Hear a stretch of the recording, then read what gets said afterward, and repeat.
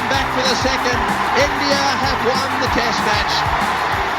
India have won the series. They're going to get back for two. India home. Hello and welcome to the latest episode of the 81 All Out podcast. This is Siddhartha Vaidyanathan at Sidvi on Twitter. And I'm joined today by the regular crew, Mahesh, who is at Cornered on Twitter, Ashoka, who is at ABVan, and Kartikeya, who is at Cricketing View. So just to mention, I mean, this was actually supposed to be a special episode.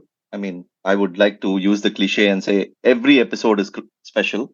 But yeah, this is actually a really happy moment for us. This is episode number 150 for the 81 All Out podcast. But I think in typical cricket style, we decided that if we can't do a special episode for 150, we will keep it for 153. So maybe you'll get a special episode when we reach episode number 153, the special number for many cricket fans. But Or 155. Or Exactly. 155 or I just knew 151. it. I always knew it, Siddhi. Come on, the deeper truth is coming out. You always claimed yourself to be a Sachin fan, but you are that closet Lara fan. Yeah. Of course. Especially because between 136 and 153, those few months are so important in 99. Anyway, so first of all, thank you for all our listeners who have been with us through this journey, and for those who are new, welcome. Hopefully, you really enjoy what you hear, and also can support what we do with our publication of our books. We have brought out, we have republished two cricket books, classic cricket books, War Minus Shooting and Cricket Beyond the Bazaar. And we are going to bring out another one soon, and hopefully many more in the future. So thank you. Also, I thought I'll take this chance of episode 150 to thank, read off a few names of our regular subscribers on Coffee. That's ko-fi.com. They've been supporting us for quite a while now. So, a big thanks to Madhu, Sughosh, Prashant, Prasanjit, Karvads, Sushruta, Arun C. Murthy, Vishnu Jerome, Vijay, Natrajan. These are, of course, just a few sample names that I'm reading out, but all of you have been really generous, putting in some money every month. You sort of have a rolling subscription going. So thank you. And anyone else who wants to support, we would be really grateful. And you can also put in a one-time amount if you want. So having given all this long intro and thank you speech and vote of thanks and everything, let me begin the podcast. We're here to talk about Australia's upcoming series against India in India, and going to quite an exciting series. It's been a while since we had such a buzz around a Test series, and it's always nice to watch India against Australia play. The last three series have been terrific. India winning all three, but it's been close. It's not been something that's it's not been as if it's been a walkover, and it's also probably, I don't think India have ever won three consecutive series against Australia. I mean, that itself is an achievement, given that two of those series were in Australia. So initial thoughts, maybe Mahesh, maybe you can start thoughts on the series, and how many tests do you plan to be in, and why are you not going for all four tests, etc. I mean, India-Australia is always exciting. It is probably the test rivalry that has pretty much defined my cricket watching experience.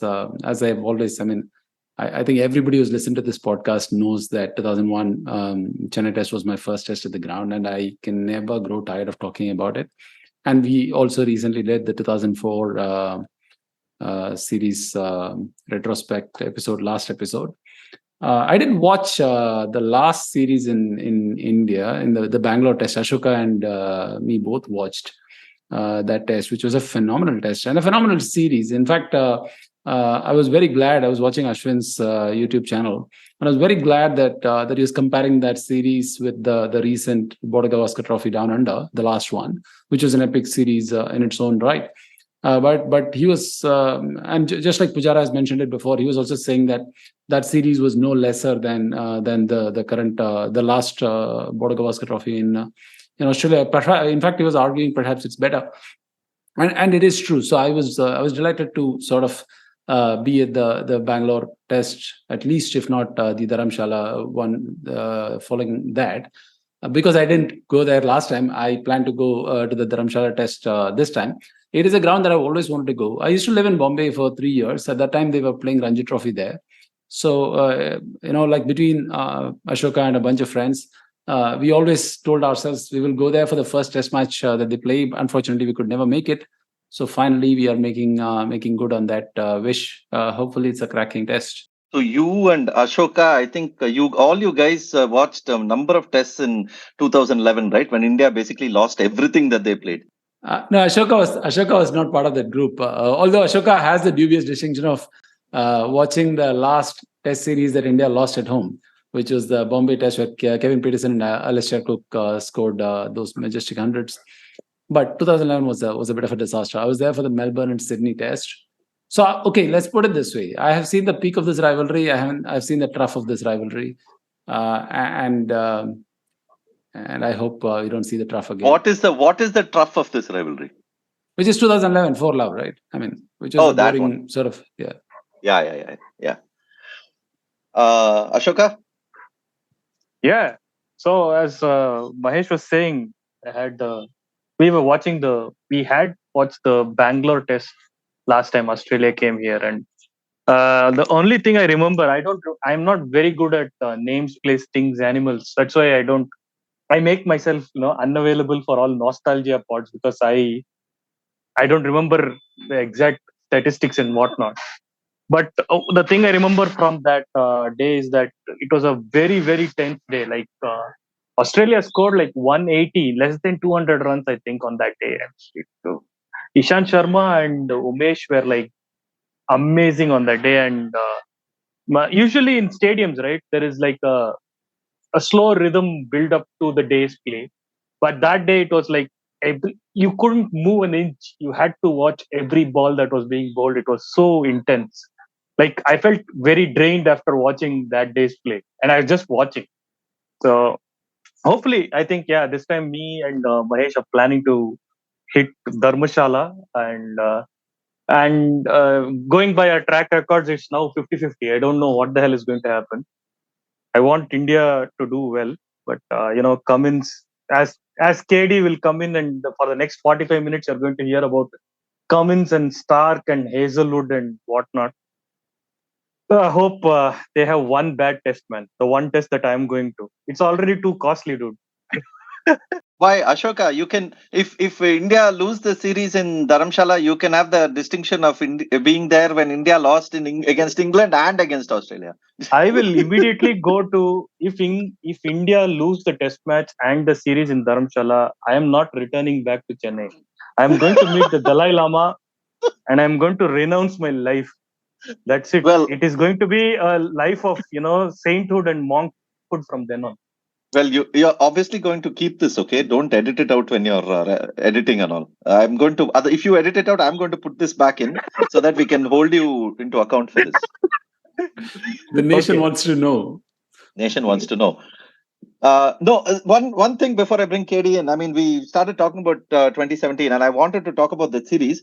But before that, just a bit of historical context, right? I mean, I need to bring this in because we are part of a generation that has basically lived through India-Australia being a great rivalry. 1996 is when the Border Gavaskar Trophy started, but even before that, even the series that we might have seen in 91, 92, or many of the one-day series that we saw and everything. I mean, we entered the stage of cricket watching where India-Australia was taking off. But there was a long period before that when, a lot of Indians were extremely, disappointed / upset with the way they were treated by Australia. I mean, first of all, Australia never used to call India there for long stretches of time. India didn't go and play in Australia. India went to England quite often in the 60s and 70s, and 80s, it was almost like a regular trip to England. But Australia wasn't like that. There were long stretches when India didn't go to Australia. Many of the very good Indian players didn't play often in Australia. And I want to just read out one small passage. I mean, this is, I told you that we republished Mike Coward's Cricket Beyond the Bazaar. And this is about,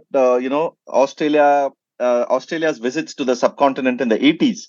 And Mike Coward was one of the very few journalists who came on all of those tours and who documented it, who took Indian cricket seriously. Because most of the Australian journalists didn't even take India seriously. They would go for the Ashes, they would go for other series, but they would not come to India. And as for the players, I mean, Dennis Lillee, Greg Chappell, they didn't play in India. So I just want to read out Sunil Gavaskar's foreword for that book, which in the first edition that he had written. And I want to read out that bit where he says, I quote, "It is not often that non-Asians have deigned to write books on cricket in the subcontinent.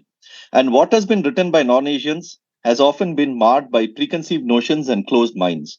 The subcontinent is too often seen as a place to be avoided, and but not only by the top cricketers, but also by the top writers who send their minions to cover these tours, while they themselves gear up only for the so-called glamorous tours." Close quote.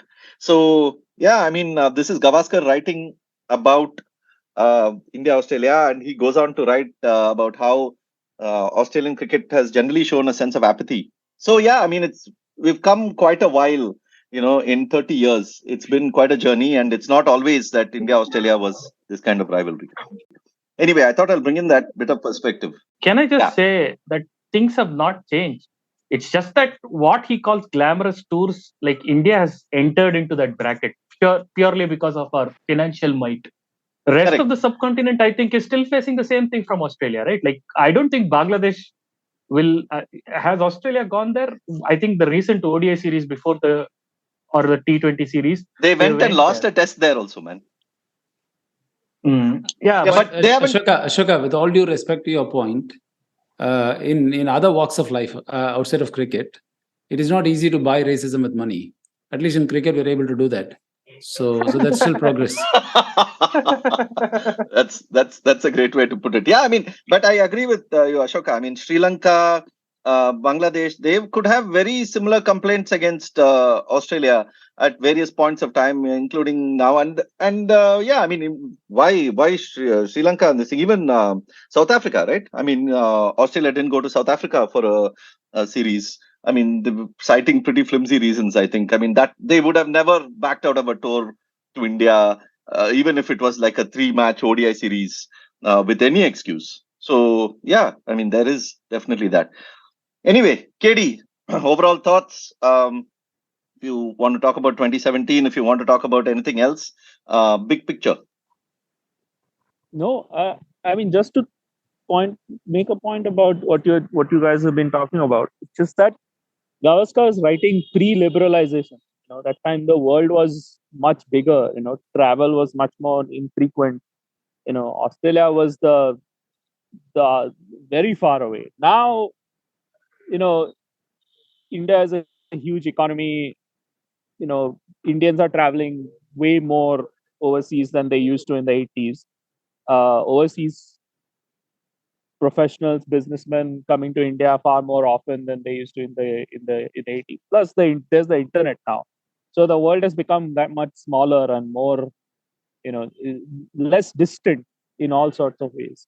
And of course, I mean, Ashoka's point is a good one about money. I mean, that India is now the center of the cricket world. Nobody can be a serious cricket team and not come to India, except for Pakistan. But it's a different universe in the 2010s and 2020s compared to the 1980s and 1970s.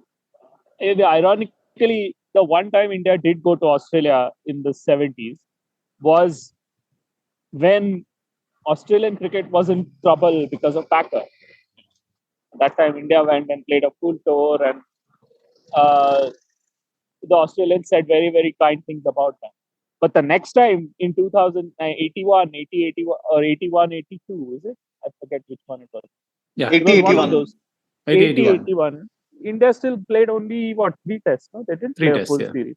They played New Zealand and India, right? Both of them visited that summer. Yeah. They shared, and they squared the series, which was unlikely, but still they squared the series. And that could have been a 5, but that wasn't.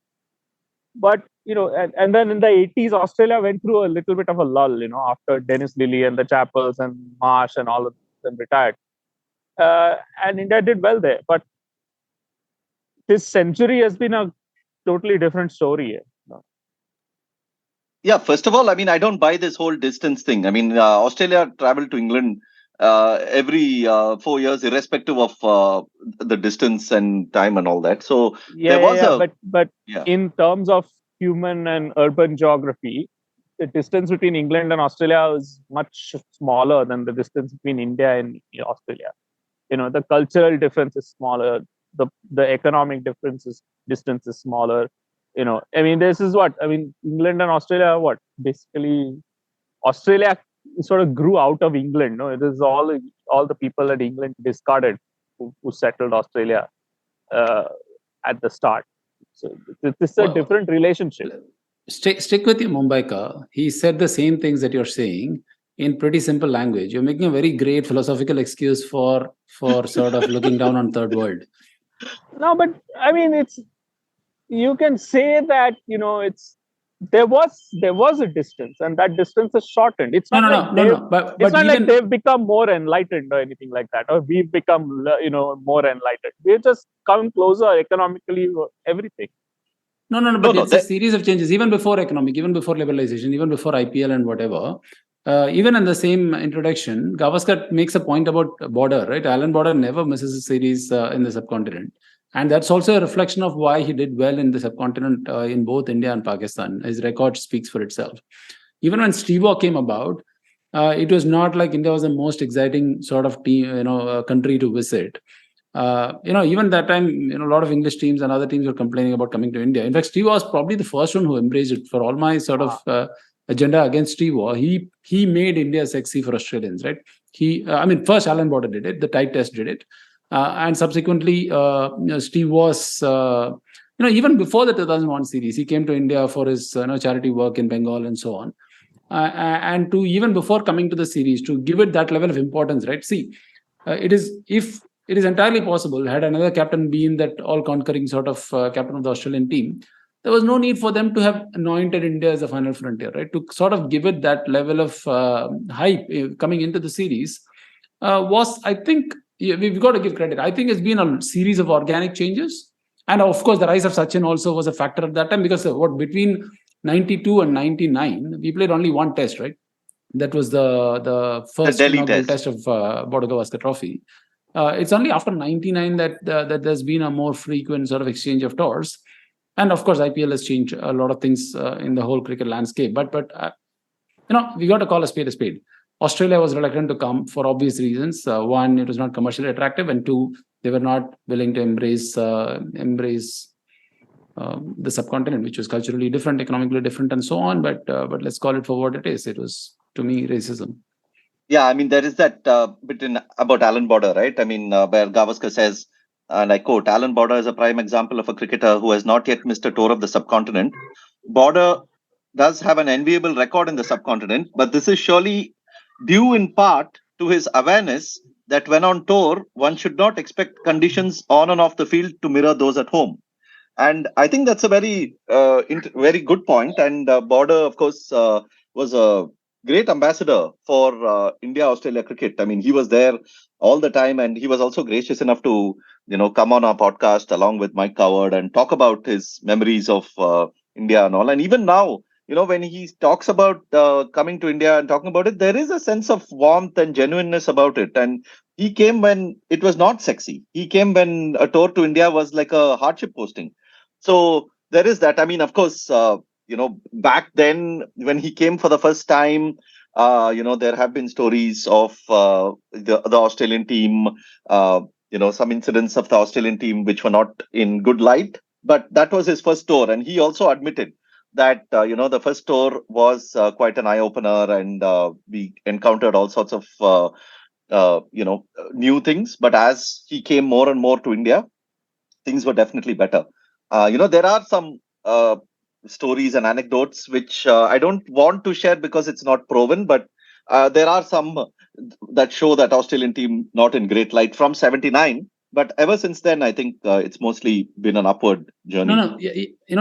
Even before that, right? There have been shining examples. Right? Richie Bono was like, for instance, when he went to Pakistan, he was a great ambassador. Even Kim Hughes, for instance, when he came to India, he embraced the country with such sort of open mind and Bob open arms. Simpson also. Bob Simpson, yeah. Bill Lawry himself was. I think Kim Hughes, he led a side that came to India for like the series of one-day matches in '82. I think that was like the Ranji Trophy, Jubilee, one of the Jubilee celebrations.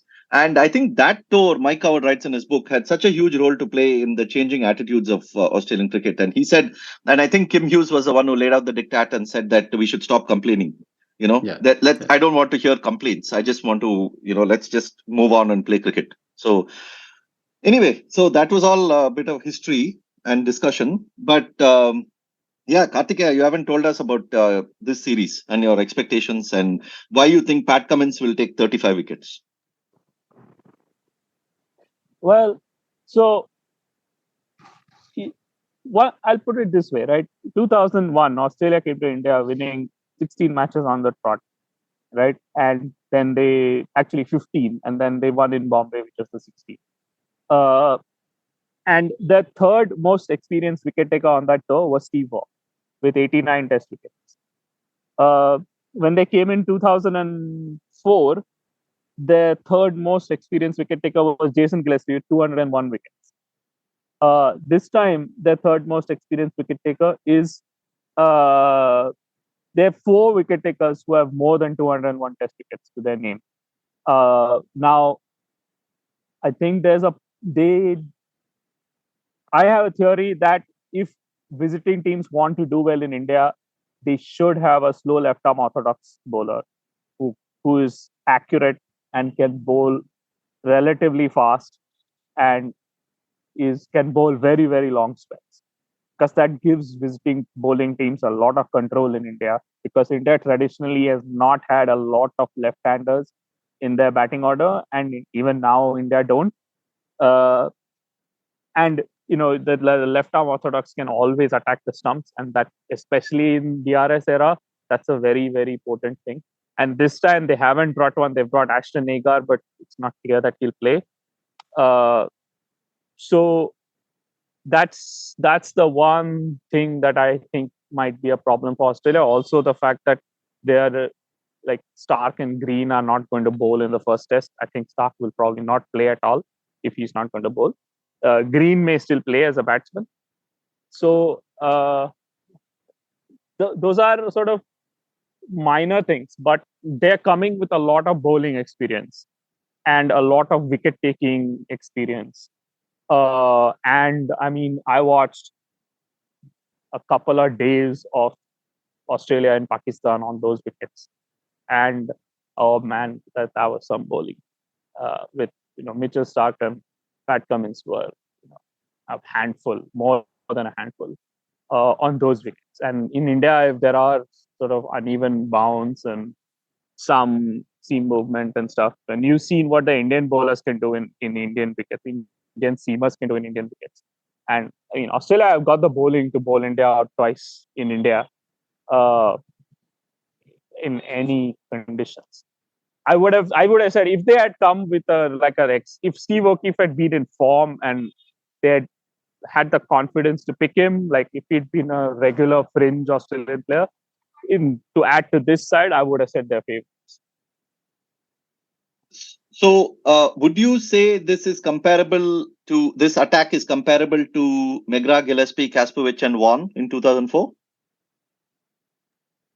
Oh, when everybody's fit, it's definitely better. I mean, Dave Green is their 5th bowler this time. That's but I'm not counting Green because I don't. I mean, he won't bowl in the first test mostly. But I'm saying if you and Stark is not fit. But okay, if Stark was fit, so then you have Stark, Hazelwood, Cummins, and Lyon. Yeah, I mean, this is a much more experienced attack, and I mean, okay, Vaughan is a better bowler than Lyon. Okay, that's obvious. I mean, I think Waugh is really, really, really great bowler. But if you look at the history of spinners visiting India, then visiting finger spinners have always done better than visiting wrist spinners. In general, finger spinners have done better than wrist spinners. I think it's because finger spinners can bowl faster and flatter, and they're harder to run down the pitch against. They have to be played from the crease more, and they can sort of pin the batsman down much more easily. And so, I mean, for instance, Nathan Lyon has 34 wickets at 31 in India in 7 tests. That's 34 wickets at 31 in India. That's a pretty good record. Second, it's almost 5 wickets a test. That's a pretty good return. Now, Waugh at 34 wickets in, 9 tests in India altogether. So I think that, while Waugh was, general terms, a better bowler than Lyon, I think having Lyon in India is probably a better thing for Australia than having Waugh back then. Then for the fast bowling, I mean, Pat Cummins is Pat Cummins. I don't think a better Australian fast bowler has come to India ever. The closest thing is probably McGrath in 2004. But Cummins is quicker. So he's like you take McGrath and all the stuff McGrath has, and you add 5 miles per hour in pace on average, and you get Pat Cummins. Hang on, I completely agree with the Lyon point. With Steven Smith, there's no argument. But this Cummins thing is a bit too much. Glenn McGrath has come here. Okay, I would argue the other way around, right? Glenn McGrath is the greatest, let's say, fast bowler from Australia to have come to India. Cummins comes close, right? That's a good way to put it, not the reverse. And also, let's not forget Ray Lindwall has come here. And he was a phenomenal bowler in his time. So... Yeah, but come on, in that 2001 and 2004 India side, it was nothing like this one. It was nothing like even the 2017 India side. I mean, you look at it's not like Pat Cummins played then, right? No. But you look at the 8th, 9th, 10th, 11th, 7th, 8th, 9th, 10th, 11th worst players in the 2001 India side, and you compare them to the 7th, 8th, 9th, 10th, 11th worst players in the 2017 India side and the 2023 India side. And it's miles apart. I mean, the test matches are not decided by the battle between McGrath and Tendulkar. No, test matches are decided between how quickly their best player destroys or demolishes the opposition's worst player, because that's where you gain the advantage. So we don't really know what. I mean, no, that's fine. That's all. But McGrath has enough record of doing that against other teams which are stronger than the India of that time.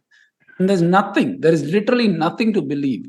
Cummins at this stage of but there wasn't. No, I mean at that time. But at that time, there wasn't another team which was competitive with Australia. No, that's the point. Only Australia had Waugh and McGrath. No other team had a pair of bowlers of that quality in the early 2000s, let alone a third bowler like Gillespie. That's just you cannot say. I mean, Australia, they were always bowling with a mountain of runs behind them because the opposition just didn't have any bowling to threaten anybody. No, so that now there are 4 or 5 teams which are sort of all have very good attacks. So Cummins bowls a lot, for instance, with his team bowled out or his team 50 behind in the first innings. That sort of thing, this current Australian bowling faces a lot because other teams are also that good. And I mean, they're coming to India. India not just not lost a test series since 2012-13. They have not failed to win a test series since 2012-13. That's like for 10 years, they have beaten literally every single visitor to come here. This is not what McGrath and Waugh faced India in 98 or 2001 or 2004. Not McGrath was not there in 98. Is nothing compared to what these guys are up against. And there's no question. And the fact that they stand a chance is only because of how good they are. I know. This is No, but I realize that this is a. I realize that any suggestion that anybody could ever be better than McGrath is going to not be received kindly. Let's put it that way. But No, I do but that think, is fine. Forget the reaction to it. I do think that, for instance, every test match after 44 tests, Cummins has a better record than McGrath did after 40 tests. But that's not we've done this before. But that's not really a comparison. All the actual available evidence suggests that Cummins is a better bowler. No, after 40 tests, so many batsmen would have been better than Sachin.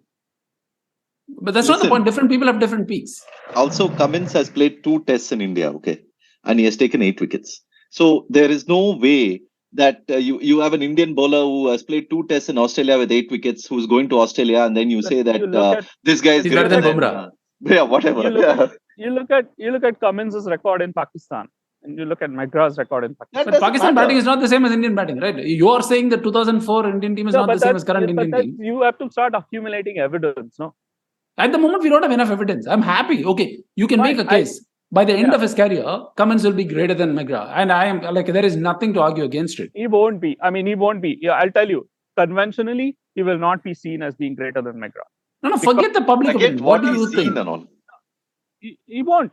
This is not maths. No, this is that way. That is the Kemar Roach, Andy Roberts problem. No, that is the Kemar Roach can never compete with Andy Roberts. Cummins will never be seen as being as good as McGrath because Cummins is not going to take 563 tests. He's not going to play 130 odd test matches. But that's not true. It's not like you think Anderson is better than Holding. Nobody will buy into that, right? So sometimes having lesser wickets works to your advantage. Anderson's wickets also are costlier than Holding's. No, but Cummins' wickets are not going to be costlier than McGrath. Right. Okay. And Cummins' strike rate is about 1 over better than McGrath right now. Okay, let's assume that's the case. Let's assume the public opinion will not be swayed towards Cummins, even if he had an as great. It's not. I'm not saying Cummins is better than McGrath. I'm saying 3 things. One, that at all comparable points in their career, Cummins' record so far is better than McGrath's was. That's one thing. Second, Cummins is quicker than McGrath, and he's as accurate as McGrath. And so, taking these 2 things together, I think Cummins is better than. No. If somebody is as accurate as McGrath and faster than McGrath, he should be by far the greatest bowler, like Bradman level difference, right? He should be the greatest by a significant distance to Malcolm Marshall. Not necessarily. No, you can't. First of all, there is not a more accurate fast bowler in history than McGrath, and you add pace to him. That's not really true. No, that's not. How is that not true? There are a lot of accurate fast bowlers. McGrath had a lot of other things. This idea that McGrath was a medium pace trundler is not true. No, I am not suggesting he's a medium pacer at all. I am saying I was a clever bowler. Of course, he was. That's my point. I am the one who's arguing that he was a fucking great bowler. Okay. He was. I agree. I think we have gone. Is better. Okay. I think we anyway at the end of every test we are going to be talking about Pat Cummins. You don't. No. Wait. You asked for it. You asked for Cummins, and I said my. I didn't even ask for it. I predicted it. Yeah, you predicted it. Okay. We will see. The thing is, I will give the same reaction that I usually will if an Indian bowler who has played 2 tests in Australia or 2 tests in England is going to that country. Okay, the reaction is, Cummins is a great bowler. He has done well so far, but let's see what he does in India before, drawing conclusions. So let us wait and see. Before making a case that he's better than Kasparovich, let alone McGrath. Better than Kasparovich. Also, you guys are going on about McGrath and Cummins and all that. Poor Dale Steyn, man. What wrong did he do? First of all, we are talking about Australian fast bowlers. Australian, okay. Australian. What he did wrong is he's not Australian. He's not Australian. Okay. Because if you have to talk about bowlers who have done well in India in the last 20 years, then it's McGrath and Dale Steyn. Visiting bowlers. So fast bowlers, and I think, and even Jimmy Anderson. I'm saying even because of just as a troll bit also. Is that I think Jimmy Anderson has done far more in India than Pat Cummins. But coming to the fast bowling, I think we can just expand a bit on that. The one thing that we must acknowledge is that it is not fast bowling in India is not like you cannot do the comparison between club Pakistan and Sri Lanka and Bangladesh and all together and do this Asia Sena comparison and say that this thing. Bowling in India is its own sort of skill. It takes its own fast bowling in India as that own the skill that you need to hit that length to get that right the rhythm. It has its own thing. So whether the Just Australian as an bowlers are example, huh? just as an example, just as an example for your point, just see Umesh's numbers in India versus Umesh's numbers everywhere else. Umesh has like a sensational, record of bowling in India in tests, under 20 average. And I mean, he's amazing. So is Shami. I mean, both those guys are like crazy good in India. But outside, it takes a different, set of skills, even within fast bowling. You have to hit different lengths or, or hold different lines.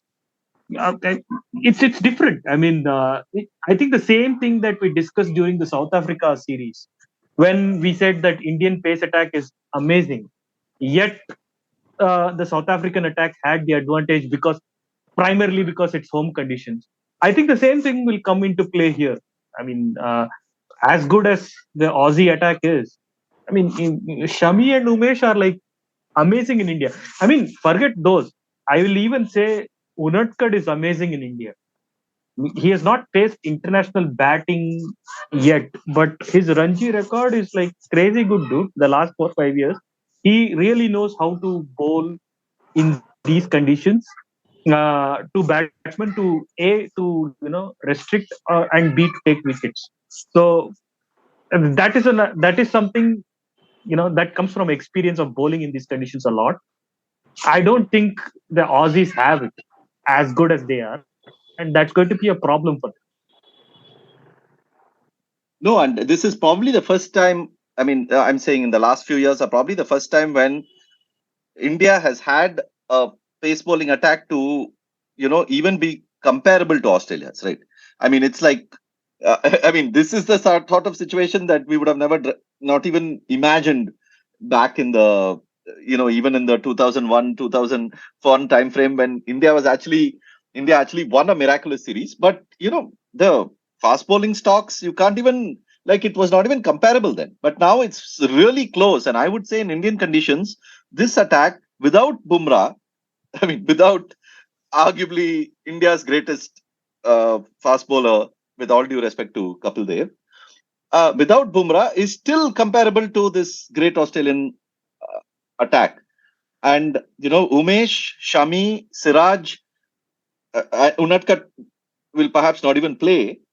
But, and let's not bring him into this, but I'm saying just the three of them is a magnificent, attack to have in these conditions. I mean, in any conditions, but especially in these conditions.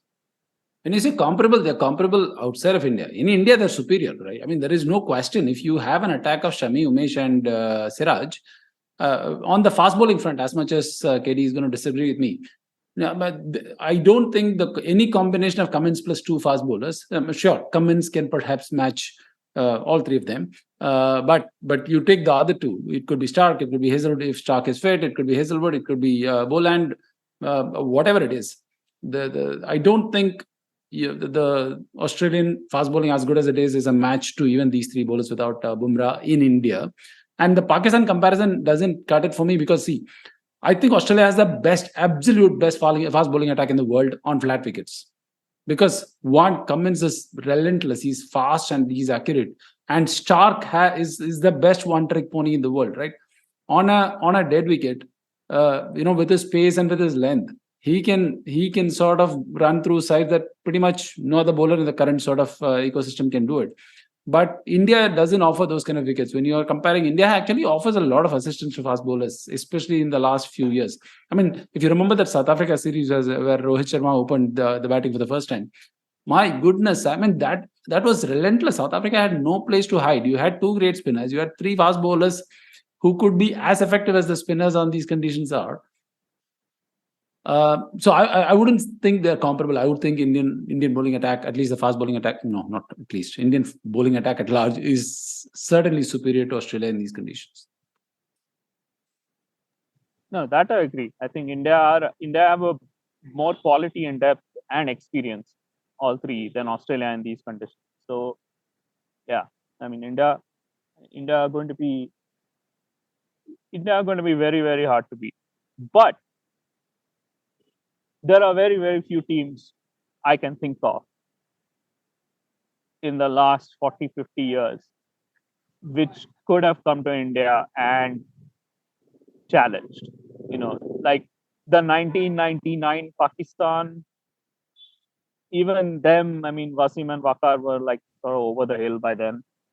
They were not quite the Wasim was not. Wasim was at his Waqar peak, man. early 90s. 99, Waqar, but Wasim not was Wasim. pretty much at his Yeah, peak, but man. again, this is again a problem. It's like, it's like people remember like 2 balls and think he was. Yeah, I mean, he's a very, very good bowler. But I mean, there was a Wasim Akram of the early 90s where you had all that guile and a couple of extra yards of pace. And there was a Waqar Yunus of the early 90s who had, that relentless attacking. Waqar, I agree. bowling Waqar, I agree. Yeah. and very, very quick. So, yeah, there are bowlers and there are bowlers. But 99 Pakistan also had Sakleen at his absolute peak. Yeah, true. But Yeah. And Shoaib. Shoaib Malik. Akhtar. Shoaib. Yeah. Shoaib. Yeah. I can't believe you said Malik, unless you were joking. But wasn't he there? I mean, isn't he like currently the only player who's played for in the 90s? He was probably there, but I don't think he was there for that test series. Yeah, but I'm not going to make a case to prop up that Pakistan team by invoking Shoaib Malik. True. Point. No, that Pakistan attack was maybe, that was a great attack in quality and depth. I mean, usually I completely agree with KD that the bowling determines the series prospects and so on. But let's not forget that Steven Smith is going to make a meaningful difference to the way this contest is going to shape up. Okay, let's put it this way. If Steven Smith is not there in the team, I would go out on a limb and say that India are comfortable favorites, even factoring in the Aussie bowling attack as is. But add Steven Smith, I think it neutralizes a lot of the advantage that India has. But even after including all that, I mean, if you were to be fair to this Indian team, as much as I want to respect the fact that this Australian team is capable of winning a series here, and perhaps like KD mentioned, one of the very few teams in history who could do that to the current Indian team, they still start out as comfortable favorites. I mean, they have a bowling attack which covers all bases in these conditions, and their batting has fired at home for the last decade and so on. And the confidence which they have of winning every series since the 2012 sort of upset. And the one winning every series and the scale of those victories, the opponents had no chance. In 2017, Steve Smith made 300s against an Indian team which the 2017 Indian team was not as experienced as, and that experience can be a double-edged thing. I accept that, but it was not as experienced as the 2023 Indian team, and Australia still lost 2-1. Yeah, but that was close. No, I mean, Bangalore could have gone either way, and Dharamshala could have gone either way. It was not like an easy 2-1. So it's. Yeah, but I mean, I remember looking at the control figures for that first test in Pune, which Australia won, and like Australia were really they had a really hot streak of converting miscues into dismissals in that first inning. I think Steve O'Keefe beat the bat only 13 times in the first innings of that test match. I have the record somewhere. I'll look it up and post it. As 2-1s go, let me put it this way: the Australian victory in 2004 was a really, really thumping 2-1, whereas the 2001 17 Indian 2-1 was sort of less convincing than that, I would say. Yeah, that's the point Sidney is also making, right? That's what I'm saying. It was a close series. So it was close. Also, first of all, we have just kept it like to saying the Indian fast bowlers and Australian fast bowlers. If you have to do a comparison, even without Bumrah, that the Indian bowlers in these conditions are superior to Australia. I mean, there's a fair case to say that, and if not, you can even say they're on equal if you have to. I don't think they are, because Shami and Umesh are absolutely terrific in India, and Siraj has started really well. But then you have Ashwin, Jadeja, and Akshar. I mean, this is like, I mean, okay, if you want to leave alone, leave Akshar also. I mean, you have like two absolute giants of the game.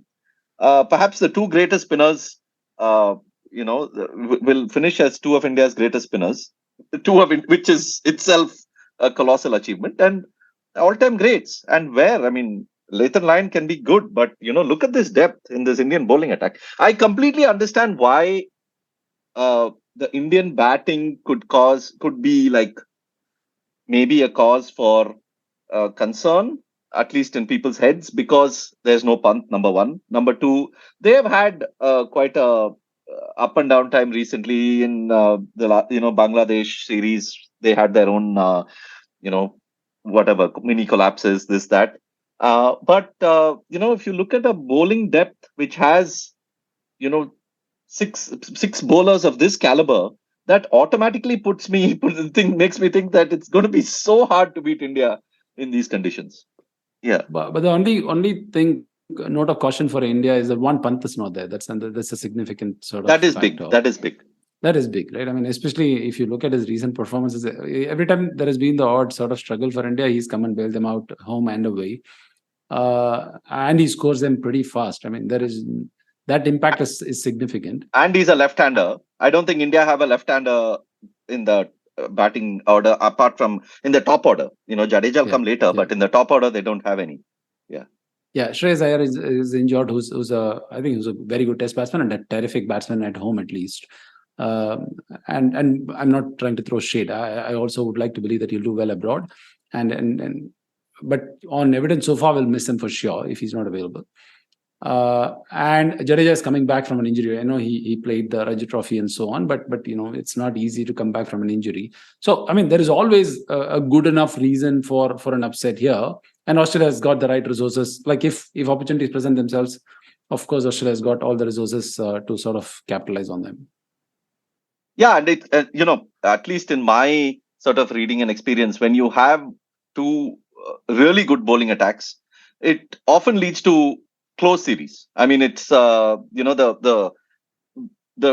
sort of the parity between the bowling can often determine the closeness of the series, and not necessarily the batting. I mean, you often think that you have two great batting lineups, and our two great batting lineups can often not lead to close series. In my experience, of course, can't tell you more than that. But sorry.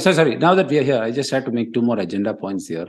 One, we have a Bradman at home, which is Rohit Sharma at home. And two, Rahane is not playing, so sorry, Australia. Hey, Rahane is our series-winning captain, man. Oh God, man! I am silent for this long because this Pat Cummins Puran is going on. Now this guy is on the part, and he's now going to start Rohit Sharma Puran. So we have gone through so much time talking about various things without talking about the greatest Indian bowler ever. So, number one, first of all, what happened to? I don't know if you guys also feel the same way. I feel like when we were, many years ago, this individual rivalries was like a big thing to be hyped up. Like, whenever a big good bowler used to come, it used to be Sachin versus them, right? Like Sachin versus Donald, Sachin versus Vaughan was huge. Especially 98, him practicing against Lakshman Shivaramakrishnan to hit him against the turn and all that all became legendary stories. Why is Ashwin versus nobody a big deal? Like Ashwin versus Steve Smith is one of the great hyping chances, right? That people can get. It's because India are good now. Oh, because they're not a middling team. Yeah, they're not a middling team. So if they're a middling team, then what do you don't want to talk about how terrible they are. No? So you talk about the one good thing that they have, which is like Tendulkar. Now, and it was, Kumble versus Steve Waugh was never really developed into a rivalry because I think like basically they were too old, both of them, by the time they first played against each other, really. 98, and then their main battles. Actually, 2001, the Kumble was not there. So that was really, that might have blossomed into a rivalry if Kumble had been there in 2001. but he broke his arm and I think something like that. No, he was injured. Yeah. Broke his arm. So that might have been a rivalry, but and in general, I mean,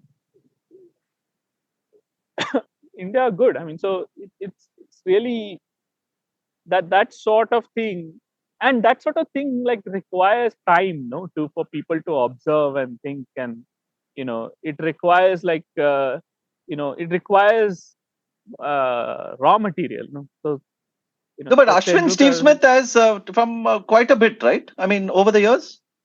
Yeah, but the point is that India are good, so the public is sort of a little bit bewildered right now about India, because half of them think India are good, so everybody else is crap. That's why it must be that India are winning so much. And the other half thinks that India are good because they have more money than everybody else. It has some truth to it. You know, and then there's another component, no, where people think that Ashwin only gets wickets in turning wickets. We are not, and also the other thing is also in '98, Waugh was an exotic foreign creature. No, I mean we only got to see him in the Test match when he came here. Most people didn't even have cable. They didn't. Now to what? See, everybody last week, Steve Smith made like those 200s in the BBL. People who wanted to watch in India or anywhere in the world could watch it. No, they watched him make 120. Smash 120 in 60 balls or whatever it was. So they're not this. I was telling you about geographical distance earlier. The sort of the absence of that distance is also an issue. No, I mean, I think, for instance, that Archer v Steve Smith is probably going to be a really really hot rivalry in 2023 when they go there. But one thing I wanted to say when you were talking, but that the Indian side is quite old now. Everybody, Ashwin is in his up over 35.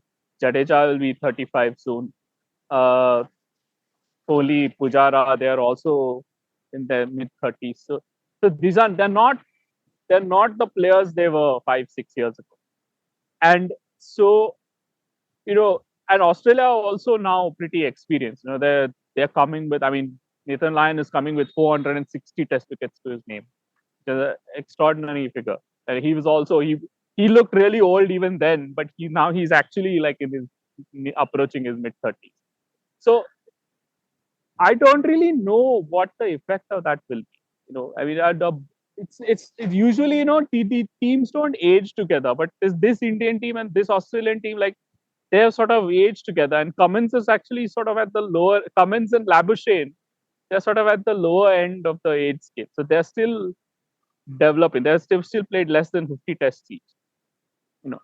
But India don't have anybody like that who's in the the 20-30 test range right now. They have like the players who have played 70-80 tests or nearly 100 tests now, and then they have like the Gill and those players. Except for KL Rahul, they don't have anybody in that middling range. That's another dynamic that could work against India, because all these great regimes eventually taper off, and we can never figure out when it happens. And especially with the team being like growing as old as they are together, especially the bowling attack. Siraj is an exception, and to some extent even like batting.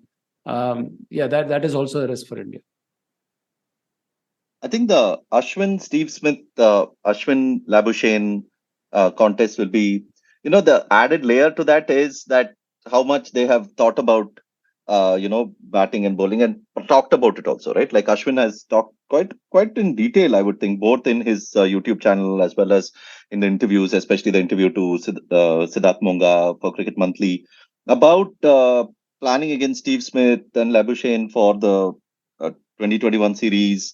That whole cutting off one side, cutting off the offside, and trying to bowl on the leg. And also how, he watched so many YouTube videos to get an understanding and feel of, Steve Smith's approach. He spoke about how Steve Smith was all hands, right? And how all his, that his whole approach is, starts with the way his hands move and how they set up for the shot. And he's not the conventional watch the footwork kind of batter, but he's the watch the hands batter.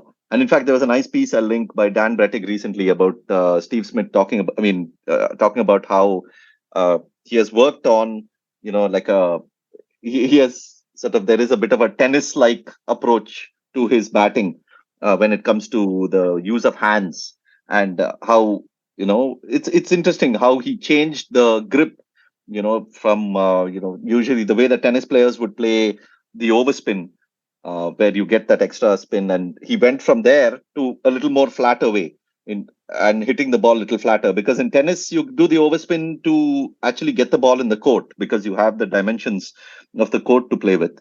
But in cricket you don't need that. No, in fact you don't want to be within a certain limit. You want to go as far as possible. So he went flatter, and how that helped his T20 game and all. So it's all interesting. And Ashwin spoke quite a bit in detail about it. And what I found really lovely in that interview to Monga was how he said, he watched so many videos that after a point it became instinctive for him. So the way he saw a certain movement of Smith's hands when he was even loading up or when he was running into bowl told him what was coming next. And so he could actually anticipate based on that. I mean, it's not something every bowler can do. You need to be a great bowler to be able to do it.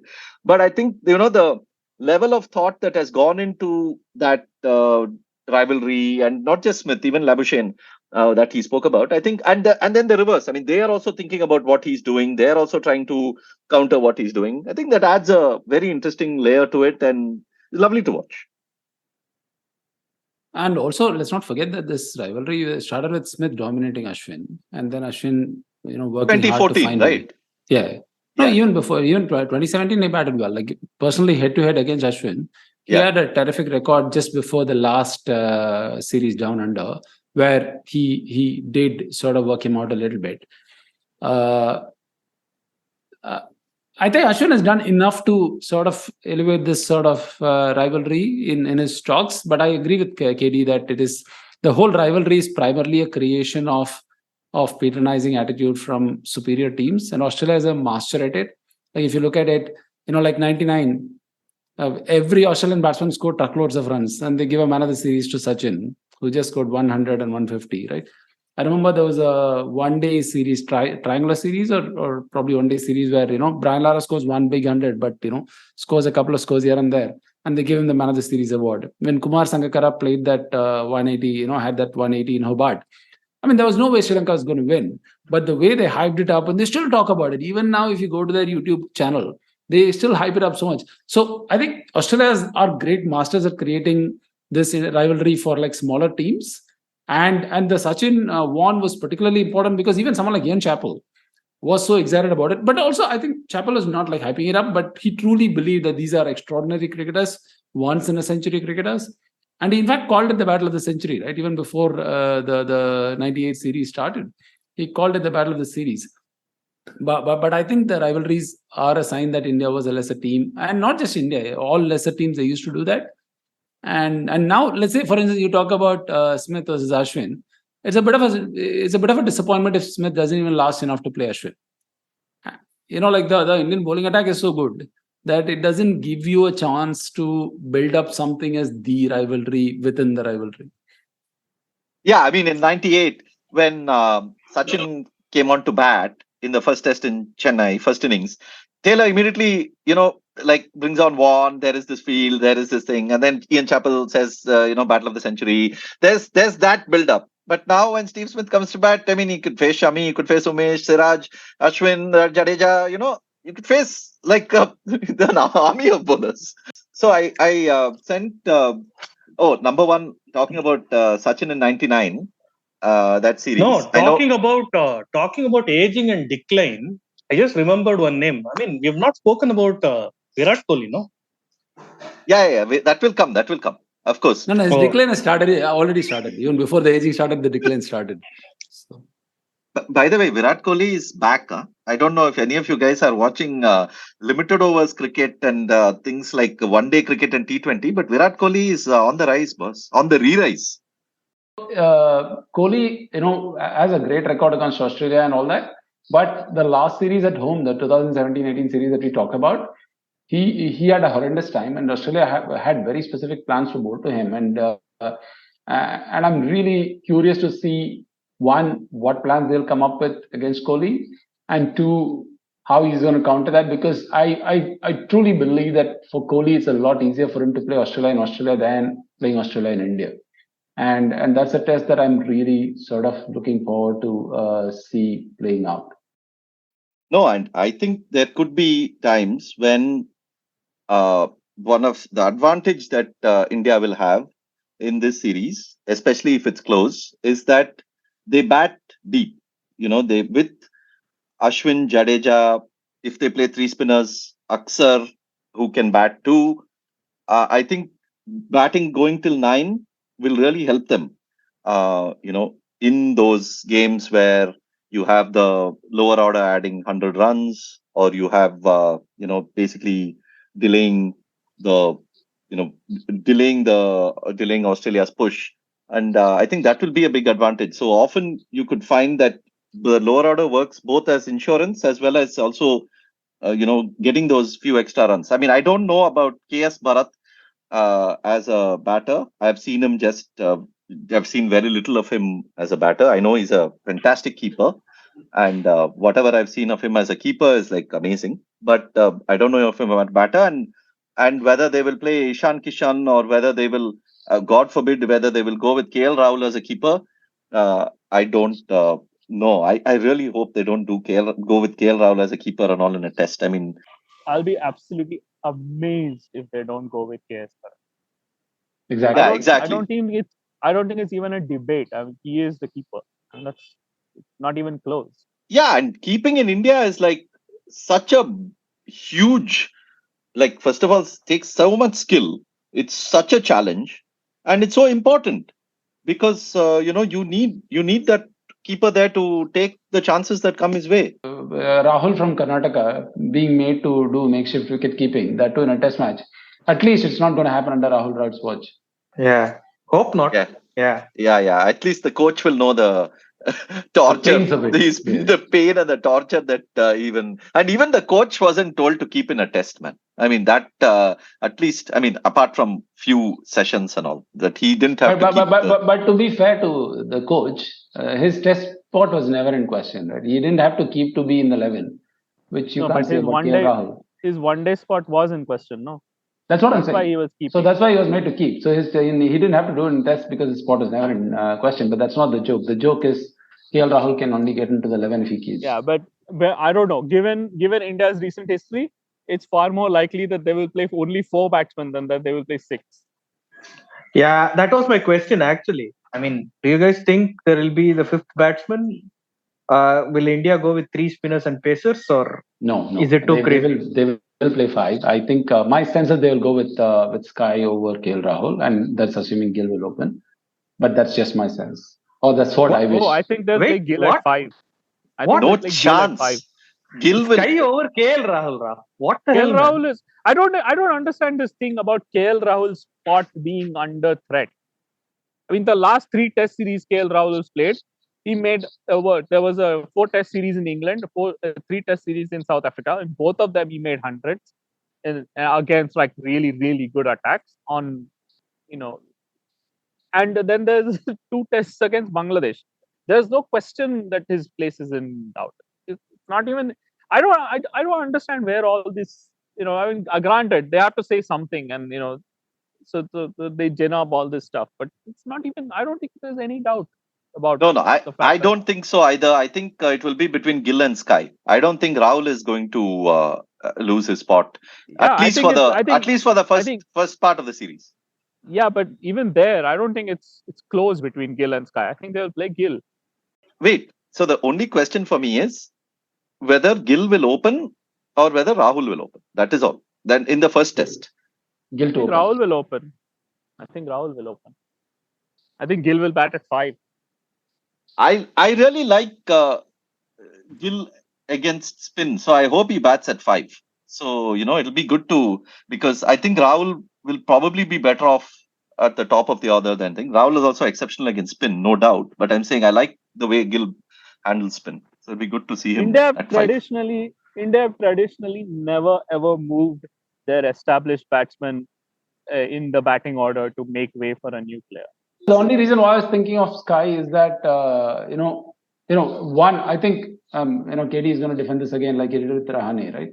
But if you look at KD's last, let's say, 25 tests, his average is like 26. You mean And KL? You mean Sorry, KL? Yeah. Yeah, KD's average in the last 25 KD's tests average is, 26, he would compare himself to Bradman. Yeah, my average is 100%. So it is not a trivial point to make that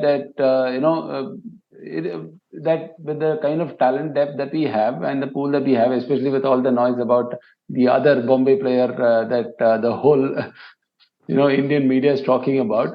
Sarfraz Khan, you mean? Yes, Sarfraz Khan. Yes, of course. The other Bradman.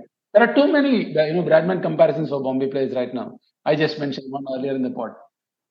Sarfraz has been scoring heavily in domestic and is not making to test. So it is likely that that the selectors feel that Sarfraz is the domestic giant, but may not necessarily be greater than a Gill or a Sky or KL in test cricket. So that's also valid, no? No, I think they're just being consistent. I think Sarfraz would come in. It's just that they pick Sky in England. He will you got to be. I mean, you can't drop Sky without even giving him a chance. See, the thing is, Shreyas is number one. Fellow got injured, so Gill will come.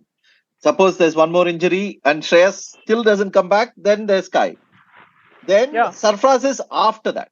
That's the queue at the moment, right? Yeah. But the outrage is about the squad, no? They are saying, they're not arguing that you should play Sarfraz. You're like, oh, you got a big squad. Why don't you find a place for Sarfraz? How much more does the batsman need to score? But that's about consistency, right? Earlier, no, it's not. That's not even about selection. Because to say something about selection, you have to say who you want to add and who you want to take out. Then they were talking about selection. Just saying, what about X is not yet a comment about selection. It's pretty clear that they want to take out Kohli or Pujara or KL Rahul. No, but look, these guys are going to be done in a couple of years anyway. So still come here. I mean, it's not like it's not. KL will not be done. KL will play 150 tests, averaging 35, because he's going to score that 100 every time. Is like people are talking about dropping him. He's the Shikhar Dhawan of the modern times, right? Even Dhawan was like that. There is no comparison. Like the guy, unlike other people, at least other people will score in their favorable conditions. KL Rahul can score to every continent in the world and score 100 exactly after 4 failures. So you can't even call him a flat track bully, home track bully, whatever. He's just a neck on the line bully, right? Every time his spot is in question, that is when he scores. Neck on the line bully. Great term.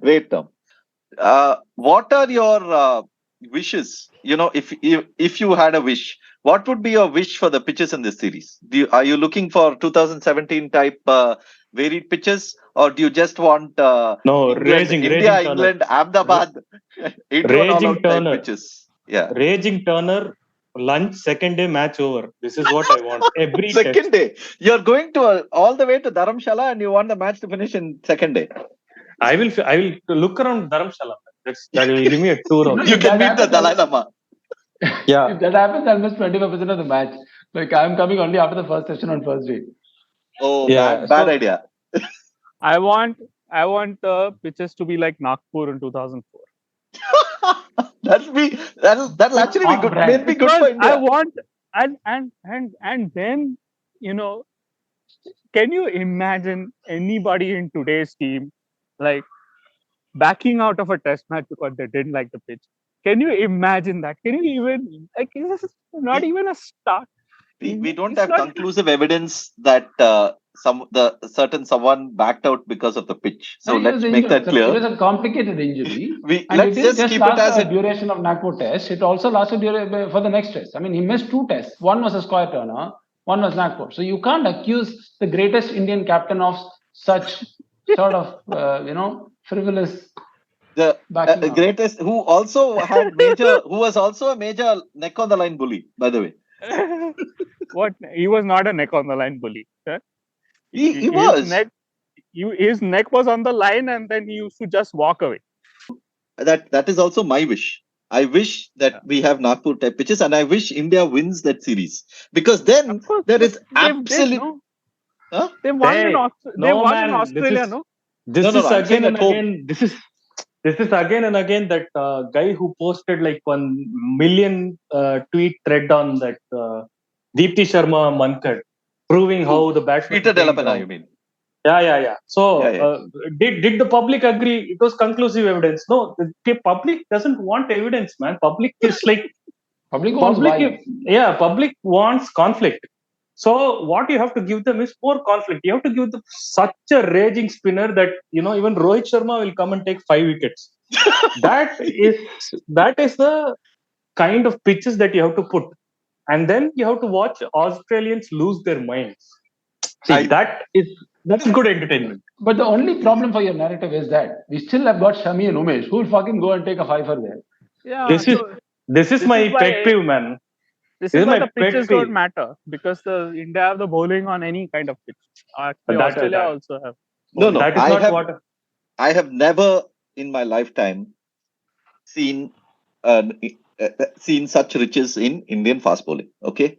And, I'm so fortunate to have watched them bowl in England and Australia and South Africa and all that.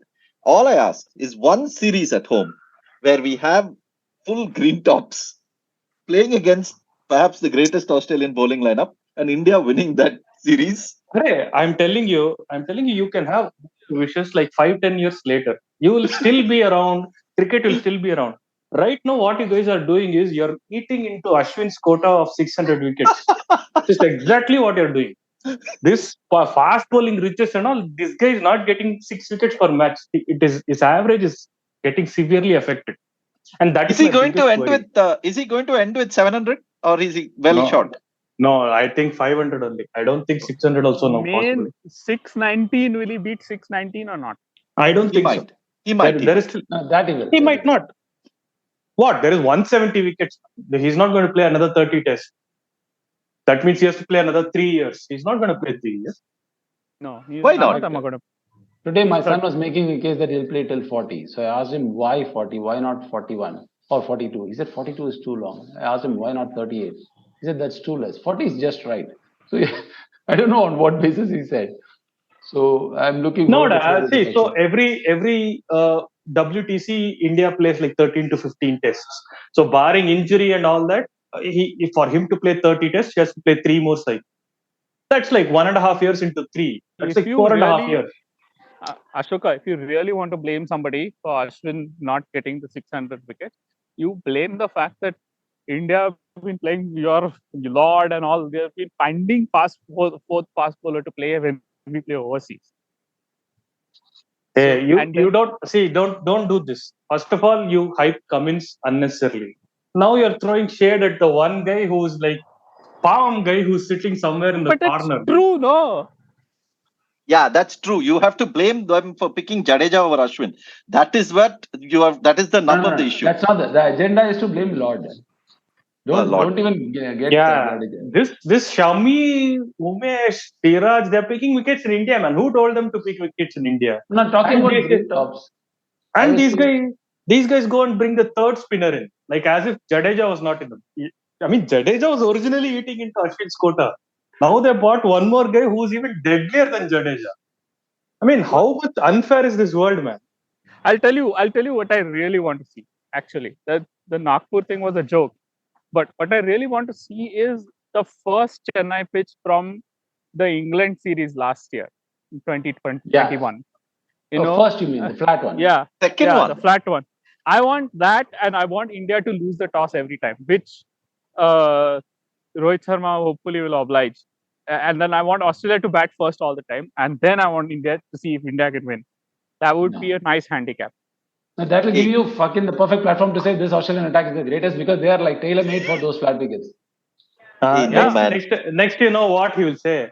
I want Indian players to be tied, arms and legs to be tied and hanging upside down, right? And then I will say, I want to see if they can win against Australia. What rubbish, dude! Wait, you're talking about the test where that Joe Root made that 100, is it?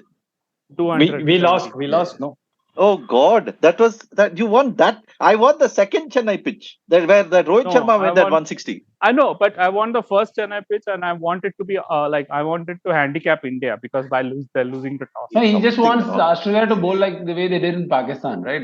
So that like on really flat roads, they have Ah, bowling to like somehow create a collapse. this is all I'll, Cummins' I'll agenda. that Kanpur test against New Zealand. Yeah, which they nearly pulled off. Yeah, that is a test that is worth both these bowling attacks. Actually, I would like to have that pitch, the I'm Kanpur Test kind of a pitch where people talk about the fact that Test cricket is dead because of these pitches, and then you have a great bowling attack which can create a result even on a wicket like this. I also See, want one wicket like the Krishnagiri. Was it Krishnagiri? You remember that Kerala versus Vidarbha Ranji match where Umesh got like 5 in like no time. My God, the ball was flying around. That's the kind of green top I want to see. If we get one green that top will like make it Krishnagiri, that will make it too easy for Cummins.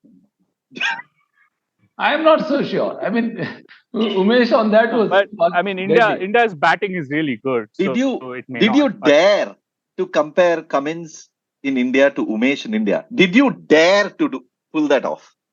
yeah, No, Umesh in Cummins is a India is better. great. Umesh Cummins, in Krishnagiri was unplayable. Umesh and yeah, Krishnagiri. but I will say, No, I you will should say, watch that highlights. We were talking about Bumrah in West Indies, right? It was that kind of a spell. You should watch that. but Okay, I think India will miss Bumrah.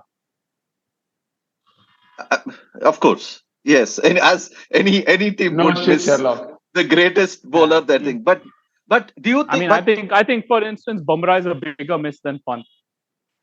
But think of it this way: if Bumrah was fit and playing, then Umesh might not play. Which Yeah, I don't think he's going to play as it is. or Siraj. Okay, Umesh or Siraj might not play. Yeah, I don't think. I think they're going to play Shami, Siraj, Akshar, Patel, Jadeja, and Ashwin. No, I'm not sure. I think they'll play 3 fast bowlers and 2 spinners. I don't. If they play that, if that's the pitch, then it's the first Chennai pitch. No. I think the problem with not playing 3 spinners is that then your batting becomes weak. So that's why they need both Akshar and they need Akshar in there and for they his have batting. not picked Lord. No, they have not picked Lord or Pandya. Because Umesh, Siraj, and Shami can score 0 between them. So that is the issue with picking 3 fast bowlers.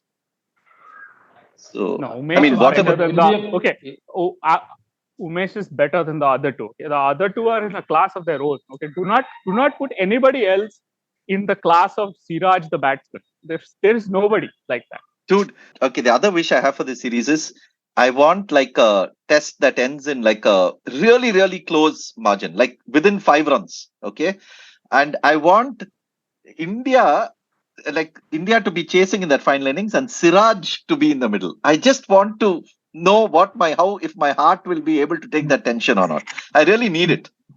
Because against these Dharmashala tickets is 30,000 one way, man. What the hell are you talking about? I want India win.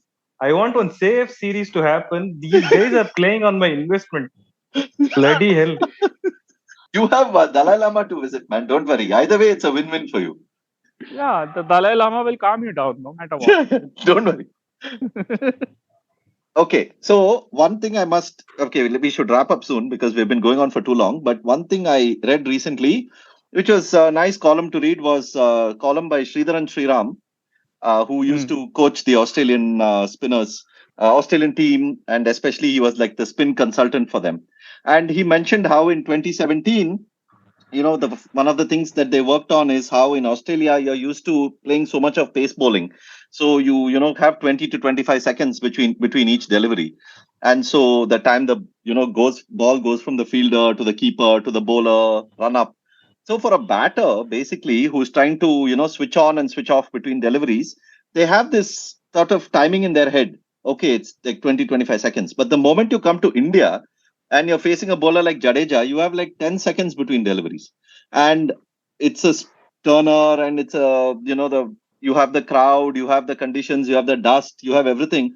And so that automatically has an effect on a batter, right? If all your life you're used to 20 seconds and you are used to a certain routine, and many batters say certain things in their head and go through their own mental processes. So that is a challenge, and he said how they worked on that and to try and speed things up. So that was interesting, and I think the Australian top order batting against the Indian bowling will be like something that will be really interesting to see. Khawaja, I think, will do well, though I don't know against Ashwin. He has had he has been Ashwin's bunny occasionally, but I think even He's like a Warner. lefty, and Ashwin is Ashwin. So by definition, he's All a bunny. lefties are kind of bunnies. Yeah. In fact, that is their problem, right? Because they have Travis Head, Warner, Khwaja. Right there, you have And Carey also, right? Carey is also and left. Carey. So Yeah. you have 4 bunnies right there. And if Ashton Agar plays, then he's also left. You get. I mean, what like the point that they were making before about there being more time between deliveries with fast bowling and less time. The point is that it's the quality of the deliveries which decides what happens in an over. No, not how much time there is between balls. Like if the bowler is dropping it short twice an over, the spinner, then what? I mean, they're not going to mind the ball coming 10 seconds apart. So it's not like it's not like somebody tweaks some knob and changes everything. It doesn't. No. But the 10 seconds point is the more like the the point of how you learn how to bat and the thing that goes into batting. It's not But the mind game. Yeah, but that's the batting is hard because the length is so good and because the bowling is so accurate. If the bowling is rubbish, then it doesn't matter whether it's 10 seconds apart or 20 seconds. That is true. But all this is keeping in mind that also that is taken as default. The fact is, Sriram is not saying that they're not bowling good lengths. He's just trying to make that marginal adjustment as a consultant, right? That is what he's doing. He cannot suddenly create great batters and all. Well, He's just giving them that. I'm glad you said that because that is the marginal adjustment which he's telling you about. The bulk of his work is probably done with the batsman individually, which he never tells you about. Yeah, because it's not as interesting. In quotes, interesting in quotes. No, but it's not his job to tell you everything that he's doing. Yeah, not before a series. It's not, no. But so I mean, when we interpret what he says, we shouldn't take what he says to be the whole story. No, of course not. Of course not. It's just an interesting observation and sort of something that he has shared. That doesn't mean to say that is the only thing that they need to do or anything like that. Of course. I mean, I was quite intrigued by this Murphy. I mean, he's played 7 first-class games.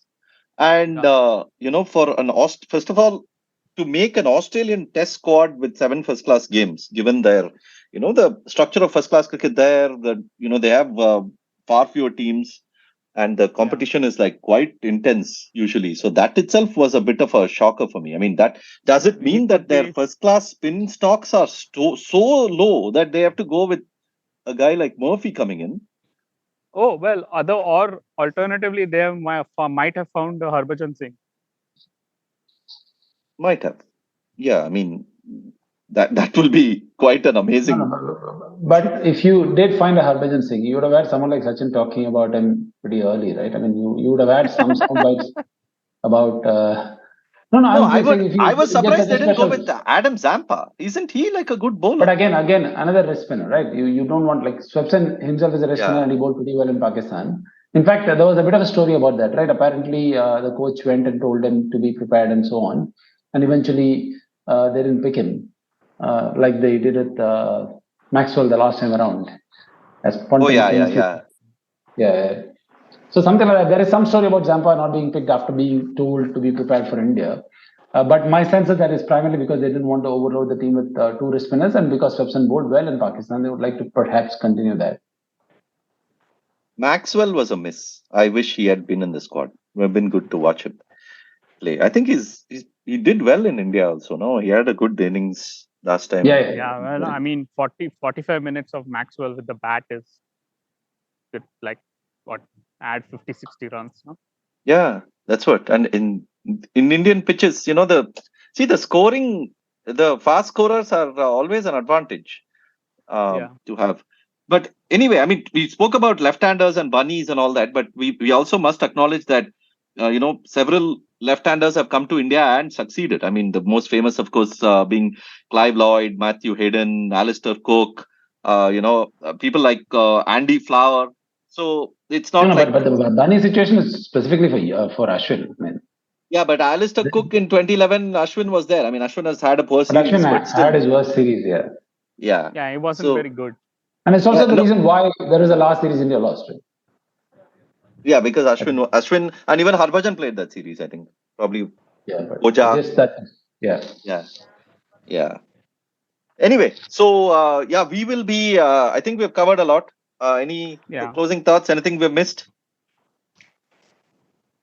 Predictions, and we can finish. Of course. Predictions. I can sit out of this because I'll anyway say 2-2. So that is my usual. But go for it, guys. 3-1 India. Oh, and the one loss is in Dharamshala, right? I said it 3-1 because of that only. Because I trust the Indian team, but I don't trust my luck. My luck is not that good. So I think 3-1 India. Okay. Mahesh? Sorry, Ashoka, if I may add, the only test I watched in the 2019 Australia series is the Perth one, which we lost. So double bad luck. You're not having great company. I would, I think, I'll probably go with 3-love India. As much as I agree, it's going to be a close contest, and if there are any chinks in India's armor, Australia is the best equipped to exploit it. And it could easily be like 2-1 Australia 2. But I would like to believe that this is not the end of this sort of Indian team, or the post peak of this Indian team, or the aging of this Indian team, and the tapering off will happen at a later point of time. All that assumed, I would like to go for 3-love. JD? I think if there are no injuries, then India should win. I think Australia will win. I mean, I don't really. I think the fact that they have Stark and Green missing at the start of the series is bad for them. I would have been happier if they were all fit, but if they're not fit, then I mean, I think India have much more depth to sort of survive if they have injuries or they have illness or something like that. But Australia don't have that much depth beyond 13, 14. That's normally the case with the tourists in any tour, in any series. So I think India will win. But I hope that, Pat Cummins blasts India out with 12 or 13 wickets somewhere and wins Australia a test match. Take 20 wickets, man. Take 30 wickets, man.